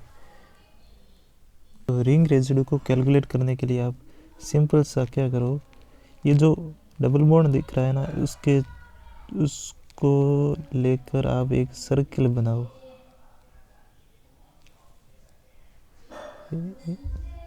ठीक है। एक सेकंड, मैंने ये यहाँ पर गलत बना दिया है। ये जो बॉन्ड है, बॉन्ड यहाँ पर है, ठीक है, ये बॉन्ड यहाँ पर है।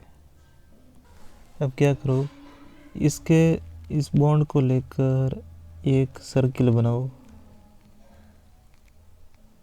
ठीक है।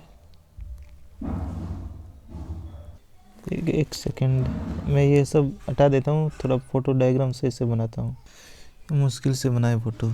अब यहाँ पर बॉन्ड लगाते हैं यहाँ पर, ठीक है। अब देखते हैं कैसे कैलकुलेट की जाती है रिंग रेजिड्यू। इसके चारों तरफ इसके जैसे शेप बन रहा है ना, वैसा ही एक सर्किल बना देंगे। इसको मतलब कवर करना है, जैसा जैसा ये हो रहा है वैसा वैसा ही इसको कर देना है, ठीक है। अब देखो कितने से अटैच है, ये एक से, इससे अटैच है डायरेक्टली एक, ठीक है। इससे भी अटैच है 2, इससे भी अटैच है 3, इससे भी अटैच है 4, इससे भी अटैच है 5, यानी कि 5 अटैच है। तो रिंग रेजिड्यू वैल्यू कितनी आ गई, 5, इसकी है 5, ठीक है। और ये जो इंक्रीमेंट में अपन क्या करते हैं, रिंग रेजिड्यू 1 आता है ना, तो 1 की वैल्यू होती है 5, रिंग रेजिड्यू के 1 की वैल्यू होती है 5। तो यहाँ पर हमारे 5 आ रहे हैं, तो 5 × 5 कर दो, तो यहाँ पर हम रिंग रेजिड्यू की वैल्यू आएगी 25। 1 की होती है 5, ठीक है, और 5 की हो जाएगी 25। और एग्जांपल लेते हैं, उसे सीखते हैं। ट्राई करता हूँ ये फोटो डायग्राम बनाने की, बन तो गया है। ये यहाँ पर बॉन्ड और ये यहाँ पर बॉन्ड है, ठीक है, ये हो गया बॉन्ड। इसमें रिंग रेजिड्यू कैलकुलेट करने के लिए इसके जैसा शेप का है वैसा वैसा ही इस पर बना दो कवर करके। अटैच्ड कितने हैं, 1 अटैच्ड है, 2 अटैच्ड है, ये वाला 3 अटैच्ड है, ये वाला 4 अटैच्ड है। 4 अटैच्ड है तो रिंग रेजिड्यू वैल्यू कितनी हो जाएगी, 5 × 4 यानी कि 20 हमें और ऐड करना पड़ेगा उसमें, इंक्रीमेंट के रूप में। ये तो हो गया एक। अब लेते हैं इसका जो दूसरा है वो है एक्सोसाइक्लिक। एक्सोसाइक्लिक हो गया है एक्सोसाइक्लिक डबल बॉन्ड। ये कैसे कैलकुलेट करते हैं देखते हैं अभी। इसकी जो वैल्यू ऐड की जाती है वो होती है +5। जैसा रिंग रेजिड्यू में ऐड करते थे +5, इसमें भी +5 ही ऐड किए जाएंगे। ये एक्सोसाइक्लिक डबल बॉन्ड होता क्या है देखो। ये मान लो रिंग है और रिंग के बाहर ये इस टाइप का होता है ना, उसको एक्सोसाइक्लिक डबल बॉन्ड बोला जाता है। ठीक है, और एग्जांपल लो, ये मान लो मैंने लिया है, ठीक है, और दूसरी रिंग इससे अटैच कर देता हूँ, ठीक है, और यहाँ पर है, तो ये ए रिंग है, ये बी रिंग है। बी रिंग में तो कोई भी एक्सोसाइक्लिक नहीं है। ए रिंग में तो कोई भी एक्सोसाइक्लिक नहीं है। बी में ये वाला बन रहा है, ठीक है, बी में एक्सोसाइक्लिक है, हाँ है। और देखो एग्जांपल, मान लो ये है,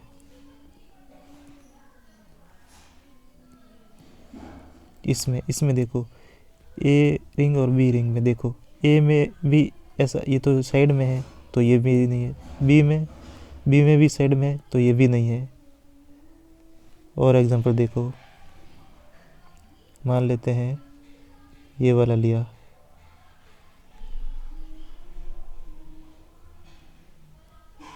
ये वाला और ये वाला। अब देखो ए और बी लिया है हमने, ठीक है। अब देखो ए के रेस्पेक्ट में ये वाला तो कुछ काम का नहीं है, ये वाला, हाँ ये वाला ज़रूर है, एक्सोसाइक्लिक है, हाँ एक्सोसाइक्लिक है यहाँ पर, ठीक है, ए के रेस्पेक्ट में। और बी के रेस्पेक्ट में देखो, ये वाला तो कोई काम का नहीं है, ये वाला ज़रूर एक्सोसाइक्लिक है, तो बी के लिए ये वाला एक्सोसाइक्लिक होगा, ठीक है। तो इसमें टोटल कितने एक्सोसाइक्लिक है? 2 एक्सोसाइक्लिक है। तो 2 एक्सोसाइक्लिक की वैल्यू कितनी हो जाएगी? 5 × 2 यानी कि 10 हो जाएगी। एक एक्सोसाइक्लिक की वैल्यू है 5, तो 2 की हो जाएगी 10। अगला देखते हैं तीसरा क्या आता है? Alkyl substitution. Alkyl substitution,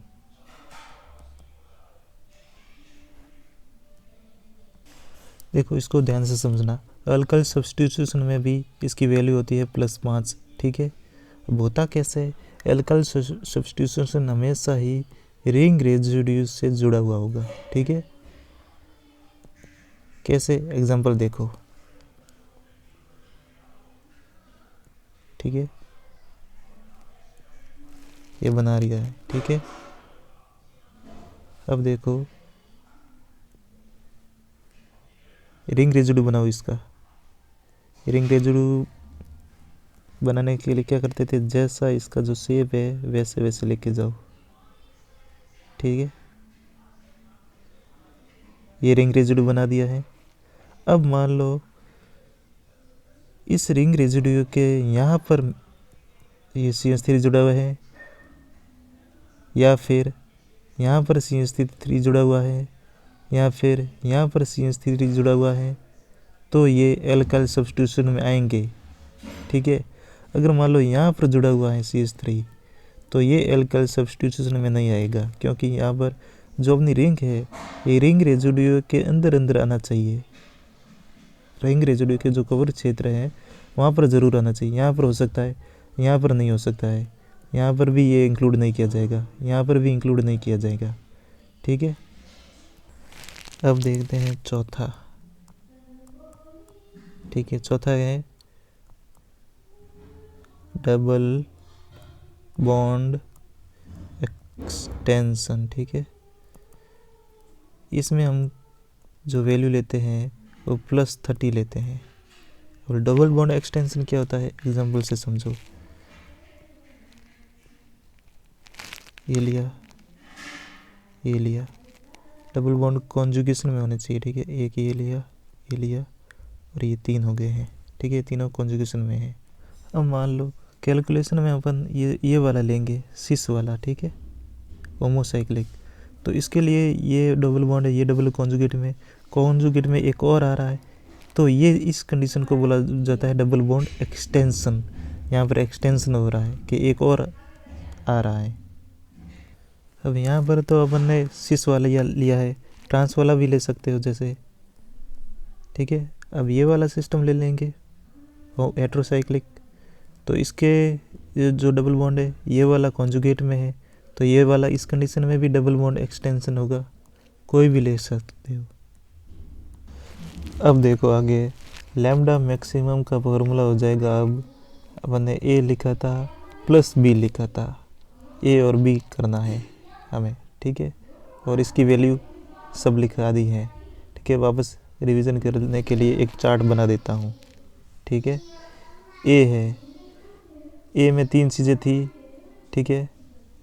lambda होमो लिख लेता हूँ, होमो, इसकी वैल्यू लैम्डा हेटेरो की वैल्यू और लैम्डा एसाइक्लिक की वैल्यू। इसके लिए कितनी थी 253, इसके लिए थी 214 और इसकी वैल्यू हो गई 217। बी में रिंग रेजिड्यू के लिए लैम्डा क्या करना है, +5 करना है, ठीक है। और एक्सोसाइक्लिक है उसके लिए क्या करना है, 5 करना है। डबल बॉन्ड एक्सटेंशन क्या करना है, +30 करना है। और एक लास्ट रह गया है जो एल्काइल वाला, ठीक है, उसके लिए +5 करना है। ये वैल्यू हमेशा याद रहनी चाहिए, इसके बिना काम नहीं चलेगा, इम्पोर्टेंट है। अब एग्जाम्पल लेते हैं, क्वेश्चन लेते हैं, ठीक है। डायग्राम बना देता हूँ। देखो ये ट्रांस है मतलब हेटेरोसाइक्लिक के लिए पहले हम बेस वैल्यू लेते हैं। बेस वैल्यू हेटेरोसाइक्लिक के लिए क्या आ रही है, 214 आती है, तो यहाँ हमने 214 ले लिया है। अब इसका हम रिंग रेजिड्यू देखते हैं, इंक्रीमेंट में आ गए हैं। ये वाला ए है, ए में केवल एक काम था, ये हो गया। अब बी पोर्शन है, बी पोर्शन में रिंग रेजिड्यू ले रहे हैं। रिंग रेजिड्यू कैसे निकालते हैं, देखो। अब देखो सीधा आप ये बनाओ सर्किल, ठीक है। रिंग रेजिड्यू के लिए ये हो गया 1, ये 2, और कौन सा जुड़ा हुआ है इससे, ये 3, ये 4, ये 5। तो रिंग रेजिड्यू कितने आ गए, 5 आ गए हैं, ठीक है। यानी कि 5 × 5 करना है, तो ये आ गया 25। तो रिंग रेजिड्यू की वैल्यू आ गई है 25, ठीक है। अब देखते हैं कुछ और। अब देखते हैं डबल बॉन्ड एक्सटेंशन। इसमें कोई डबल बॉन्ड एक्सटेंशन नहीं है, दोनों ही कॉन्जुगेट में है, तो यहाँ पर इसकी वैल्यू है 0। अब देखते हैं अल्काइल वाला। अल्काइल भी यहाँ पर है नहीं, जो रिंग से अटैच होना चाहिए, रिंग रेजिड्यू से अटैच हुआ कुछ भी नहीं है, तो ये भी वैल्यू 0। अब देखते हैं एक्सोसाइक्लिक, ठीक है। एक्सोसाइक्लिक वो काउंट करते हैं, कैसे काउंट करोगे। एक्सोसाइक्लिक क्या होता है, इस टाइप से रिंग होनी चाहिए और इसके बाहर डबल बॉन्ड होना चाहिए, ठीक है। तो रिंग ए, बी और सी लिख देता हूँ। रिंग ए के लिए ये वाला डबल बॉन्ड तो कुछ काम का नहीं है, ये वाला ज़रूर है, तो ये वाला बन रहा है, एक रेजिड्यू यहाँ बन रहा है। बी के रेस्पेक्ट में देखो, ये वाला डबल बॉन्ड तो कुछ काम का नहीं है, और ये वाला है, ये देखो बन रहा है सर्किल में, तो एक रेजिड्यू ये हो गया दूसरा। और सी के लिए ये वाला बन रहा है, तो 3 रेजिड्यू हो गए हैं, नहीं रेजिड्यू एक्सोसाइक्लिक बन रहा है 3, तो 3 × 5 = 15। अब इन सब को जोड़ेंगे तो 2 ये आ रहा है, इसको सम करो, इसको 14 ये आ गया है 5, ठीक है, नैनोमीटर। ये क्या चीज़ है, ये लैम्डा मैक्स आ गया है, और ये एग्जाम में पूछा जाता है। और क्वेश्चन लेते हैं। अच्छे से समझ में आएगा। एग्जाम्पल से हमेशा ही समझ में आता है। ये वाला एग्जाम्पल थोड़ा ठीक लग रहा है मुझे। ये डबल बॉन्ड, ये डबल बॉन्ड और ये डबल बॉन्ड। ठीक है, अब सॉल्व करते हैं। पहले हम ए देखेंगे। ए में सर्कल कैसा है? एसाइक्लिक है। ठीक है, एसाइक्लिक है। एसाइक्लिक के लिए वैल्यू कितनी आती है? 217 आती है। ठीक है, अब बी देखते हैं। बी में क्या है? रिंग रेजिड्यू निकालते हैं। रिंग रेजिड्यू के लिए क्या निकालो? ये पूरा सिस्टम है, ये वाला शेप बनाओ। रिंग रेजिड्यू कितना हो जाएगा? एक ही हो जाएगा और एक ही हो जाएगा।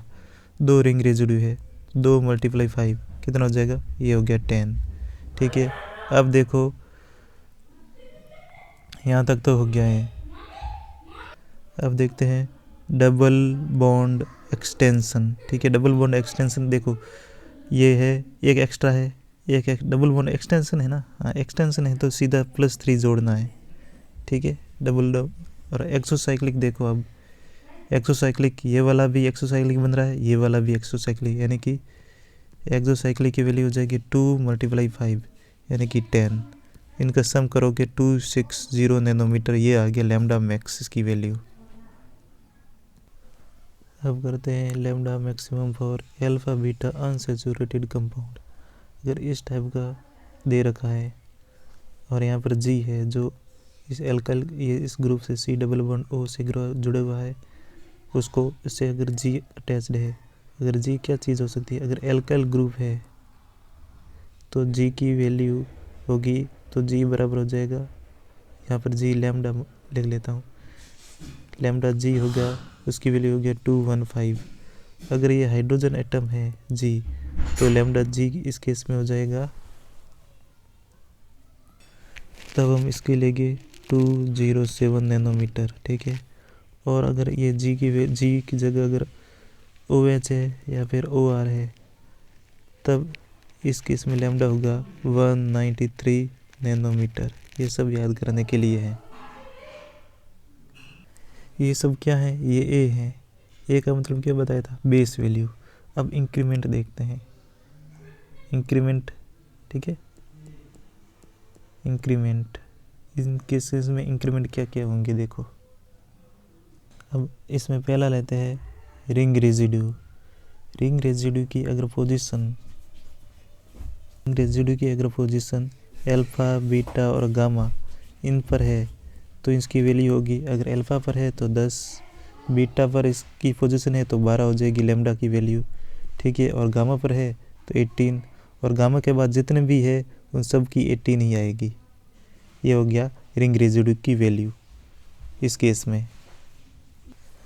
दूसरी देखते हैं एक्सो, ठीक है, साइक्लिक डबल बॉन्ड के लिए कितनी होती है? +5 करेंगे इसमें भी। तीसरा है कि इसमें होमो अनुलर है, अगर होमो अनुलर है तो इसमें +39 करेंगे। ठीक है, चौथा देखो, अब डबल बॉन्ड एक्सटेंशन है तो इसके लिए क्या करेंगे? +30 करते हैं। अगला देखो, और अगर साइक्लोप्रोपेन हो तो इसकी वैल्यू हो जाएगी 202 करना है। ये साइक्लोप्रोपेन नहीं है, पेंटेनॉन है, साइक्लोपेंटेनॉन। तब इसकी बेस वैल्यू लेंगे 202, याद रखना। अब देखते हैं क्वेश्चंस, उससे सारा सब कुछ क्लियर हो जाएगा। पहला एग्जांपल लेते हैं C double bond CH, C double bond O, CH3। ठीक है, और यहाँ पर हो गया CH3, यहाँ पर हो गया CH3। अब हम बेस वैल्यू देखते हैं। ठीक है, सबसे पहले बेस वैल्यू हमने G देखा था, इस ग्रुप से डायरेक्टली कौन जुड़ा हुआ? ये मिथाइल एल्काइल ग्रुप है। एल्काइल ग्रुप के लिए होती है बेस वैल्यू 215। पहला काम ख़त्म। अब इंक्रीमेंट में आएंगे। इंक्रीमेंट में रिंग रेजिड्यू देखते हैं। पहले सबसे पहले कैसे देखा जाता है? ये जो ग्रुप है, इस ग्रुप के चारों तरफ एक बना दो आप रिंग, ये हो गया रिंग, और इसके सापेक्ष में जो ये हो गया, इससे इस कार्बन से जो डायरेक्टली जुड़ा होता है उसको अल्फ़ा, और इसके नेक्स्ट जुड़ा हुआ बीटा, फिर अगला जुड़ा हुआ होता है गामा डेल्टा, ऐसे चलता है। ठीक है, अब देखो अल्फ़ा पर कोई भी एल्काइल ग्रुप नहीं है, तो ये होगी अल्फ़ा की वैल्यू गई, खत्म हो गई। बीटा पर देखो, बीटा पर 2 एल्काइल ग्रुप है, एक ये दूसरा ये, तो 2 है, तो 2 मल्टीप्लाई बीटा के लिए कितनी वैल्यू होती है, 12 होती है, तो ये हो जाएगा 24। अब देखते हैं एक्सोसाइक्लिक डबल बॉन्ड, ये तो है ही नहीं एक्सोसाइक्लिक, तो ये 0 हो गया। अब देखते हैं होमो एनुलर रिंग है ही नहीं, रिंग नहीं है तो 0। डबल बॉन्ड एक्सटेंशन, ये भी डबल बॉन्ड तीसरा है ही नहीं, तो ये भी 0। और लास्ट वाला साइक्लोपेंटेनॉन, ये भी नहीं है, तो अब इन सबको जोड़ोगे तो वैल्यू आ जाएगा 932 नैनोमीटर, ये आ गया लैम्डा मैक्स इसके लिए। और एग्जांपल देखते हैं।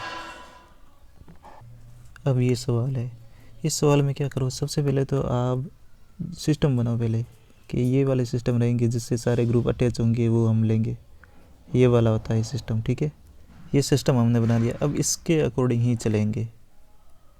अब देखो बेस वैल्यू, ठीक है, बेस वैल्यू यहाँ पर देखो, इस ग्रुप से कौन अटैच्ड है, ये वाला, ये क्या है, एल्काइल ग्रुप है, एल्काइल ग्रुप की होता है तो 215 लिया जाता है। अब देखते हैं रिंग रेजिड्यू। रिंग रेजिड्यू देखने के लिए ये हो गया कार्बन, ठीक है, यहाँ से अपन अल्फ़ा हो गया, ये हो गया बीटा, ये हो गया गामा, डेल्टा। अब अल्फ़ा, बीटा, गामा और डेल्टा, ठीक है, ये डेल्टा ऐसे लिख लेते हैं। इन सब की जो वैल्यू आएगी वो देखते हैं कैसे निकाली जाती है। अल्फ़ा पर देखो, ये वाला एक एल्काइल ग्रुप अटैच्ड है, ठीक है, कितना अटैच्ड है, एक है, तो 1 × 10 कितना हो गया, 10। बीटा पर कोई भी ग्रुप नहीं है, तो ये तो हो गया 0। और गामा पर भी कोई नहीं है, तो ये भी हो गया 0। डेल्टा पर देखो कितना अटैच्ड है, ठीक है, ये है, एक जुड़ा हुआ है, ठीक है, एक जुड़ा हुआ है, तो 1 × 18 कितना हो गया, 18। अब देखो एक्सोसाइक्लिक किसके रेस्पेक्ट में बन रहा है, रिंग ए और रिंग बी है, रिंग बी के रेस्पेक्ट में ये वाला जो एक्सोसाइक्लिक बन रहा है, ठीक है, बाकी कोई बन रहा है क्या, बाकी नहीं बन रहे हैं, ठीक है, ये वाला बन रहा है, तो इसकी वैल्यू कितनी हो जाएगी, 5 आ गई। अब देखते हैं होमो एनुलर है क्या इस सिस्टम में, ये देखो ये वाला सिस्टम है, और ये होमो एनुलर है, बॉन्ड एक साइड है, तो हाँ बिल्कुल है, तो +39 कर देंगे। अब देखो डबल बॉन्ड एक्सटेंशन, ठीक है, डबल बॉन्ड एक्सटेंशन है, ये हमारे पास 2 डबल बॉन्ड है, और तीसरा बॉन्ड है, वो भी अगर कॉन्जुगेशन में है तो इंक्लूड क्या होगा, अगर मान लो ये यहाँ होता तो इंक्लूड नहीं होता, ये यहाँ पर है, कॉन्जुगेशन में है तो हाँ है, तो इसकी वैल्यू क्या है, तो कितनी होती है, 30 ऐड करो। अब इन सबको पेंटा वाला तो है नहीं, साइक्लोपेंटानॉन नहीं है, तो इन सबको जोड़ोगे तो लैम्डा मैक्स की वैल्यू आ जाएगी। और देखो क्वेश्चन कैसे कैसे बनते हैं। अब देखो इसको सॉल्व करते हैं। सबसे पहले तो ये अपन बना देते हैं रिंग बेस वैल्यू इसके क्या टेस्ट है, ये वाला टेस्ट है, तो ये कितने हो जाएगा, एल्काइल ग्रुप में 215। अब अल्फ़ा बीटा देखो, रिंग रेजिड्यू में अल्फ़ा और बीटा, ठीक है, ये इस साइड वाला नहीं लेंगे। अब अल्फ़ा तुम सोचो कि ये वाला भी इसके रेस्पेक्ट में अल्फ़ा है, नहीं, ये एक बार ले लिया, अब नहीं लेंगे, अब इसके इस साइड वाला ही लेंगे, अल्फ़ा और बीटा। अल्फ़ा के साथ एक है, हाँ ये अल्फ़ा है, अल्फ़ा के साथ है, ठीक है, हाँ है, कितना है, एक है, तो कितना हो जाएगा 10। बीटा के साथ भी है, कितना है, हाँ है, तो इसके लिए कितने वैल्यू ऐड हो जाएगी, ये हो जाएगी 12, ठीक है, गामा है नहीं, और क्या है इसमें,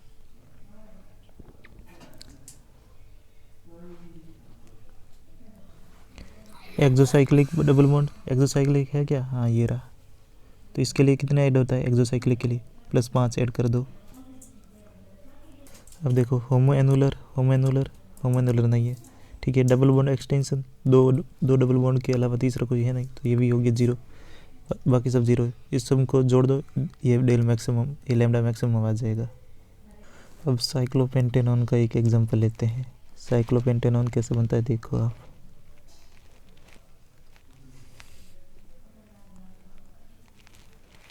ठीक है, और ये मिथाइल ग्रुप अटैच्ड है। अब देखो इनके लिए तो अपना रूल होता है, ये बना दो रिंग, ठीक है। बेस